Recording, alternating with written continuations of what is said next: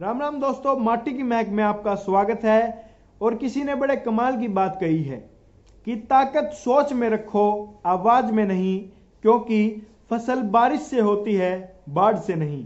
राम राम दोस्तों, मैं आपका अपना भड़क सिंह और एक बार फिर आपके लिए एक मोटिवेशनल स्टोरी लेकर आ चुका हूं। तो दोस्तों, स्टोरी वहां से स्टार्ट होती है कि एक 50 साल की वृद्ध महिला होती है और वो बस स्टॉप पे खड़ी रहती है।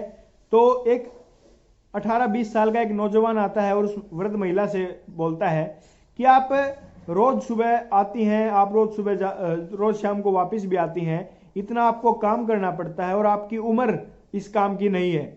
तो वो वृद्ध महिला कहती है कि घर चलाने के लिए काम करना पड़ता है, क्योंकि काम मजबूरी है, वो जाना नहीं चाहती। लेकिन दोस्तों, घर चलाने के लिए इंसान को सब कुछ करना पड़ता है, ये आप भी जानते हैं। तो दोस्तों, जो वो महिला थी 50 वर्ष की, वो जब उसकी ड्यूटी खत्म हुई और जब वो अपने घर की तरफ जा रही थी, तो बस स्टॉप पे खड़ी थी वो महिला। तो उसके मन में एक चिंता पैदा हुई कि क्या आज भी मुझे खड़े रहकर ही घर जाना पड़ेगा। क्योंकि दोस्तों, 50 साल की उम्र में उस वृद्ध महिला के घुटनों में दर्द रहने लगा था। तो वो खड़े होने में उसको परेशानी हो रही थी, उसको दिक्कत हो रही थी। तो जब वो बस में चढ़ी तो पीछे से एक आवाज आई कि माता जी, आपके लिए सीट खाली है, आइए बैठिए।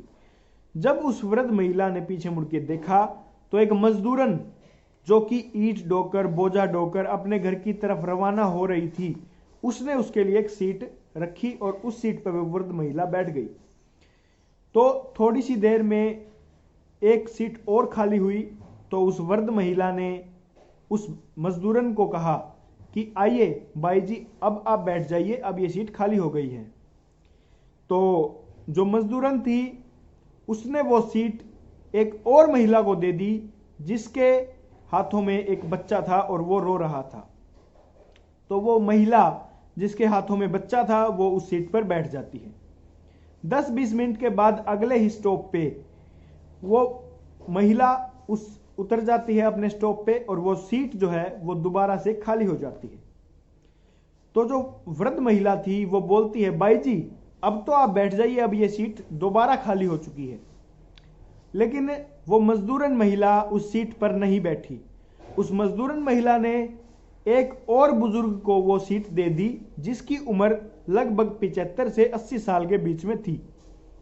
तो जो वृद्ध महिला थी 50 साल की, उसके व्यवहार को देख के, उसके भाव को देखकर वो अचंभित रह जाती है। तो अगले ही स्टॉप पे वो बुजुर्ग वृद्ध इंसान भी उतर जाते हैं। तो वो जो वृद्ध महिला है वो मजदूरन को बोलती है कि भाई जी अब तो आप बैठ जाइए, क्योंकि बस अब एक स्टॉप पे रुकने ही वाली थी और जो बस में भीड़ थी वो बहुत कम हो चुकी थी। तो वह मजदूरन उस सीट पर बैठ जाती है और वो जो 50 वर्षीय महिला है वो उस मजदूरन से कहती है कि आपने मुझे सीट क्यों दी, और आपने मुझे सीट दी, लेकिन जब 2 बार सीट खाली हुई तो आप बैठी क्यों नहीं, आपने दूसरों को अपनी सीट क्यों दी। तो मजदूरन ने बहुत अच्छा जवाब दिया। उन्होंने बोला, मजदूरन ने, कि मैं कभी पुण्य कमाने का मुझे समय नहीं मिलता, तो मैं पुण्य कैसे कमाऊं।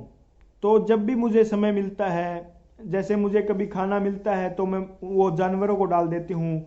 जब मैं बस में जा रही होती हूँ तो जो परेशान होते हैं, जो तकलीफ में लोग होते हैं, मैं उनको अपनी सीट दे देती हूँ। या और जो रोड पे कचरा होता है उसको मैं उठा के साइड में रख देती हूँ। तो बुजुर्ग महिला बहुत अचंभित हुई उस बात से। तो दोस्तों, ये जो कहानी है ये हमको बहुत छोटी सी कहानी है वैसे तो, लेकिन बहुत अच्छा हमको एक लेसन दे के जाती है ये बस वाली कहानी, कि दोस्तों अगर आपके पास धन नहीं है तो आप तन से, आप मन से, आप किसी को ज्ञान बांटकर, बहुत सारे टीचर ऐसे हैं जो छोटे बच्चों को फ्री में पढ़ाते हैं। तो किसी भी प्रकार से हम अपना पुण्य, अपना धर्म, अपना जो कर्तव्य होता है हमारे समाज के प्रति, वो निभा सकते हैं। तो दोस्तों, आपसे भी यही रिक्वेस्ट है कि आप भी इस वीडियो को, अगर अच्छी लगी हो, अगर इससे कुछ सीख मिली हो, तो इस वीडियो को शेयर कीजिए और चैनल को सब्सक्राइब कर दीजिए, बेल आइकन दबा दीजिए। राम राम दोस्तों, जय हरियाणा, जय हरियाणवी।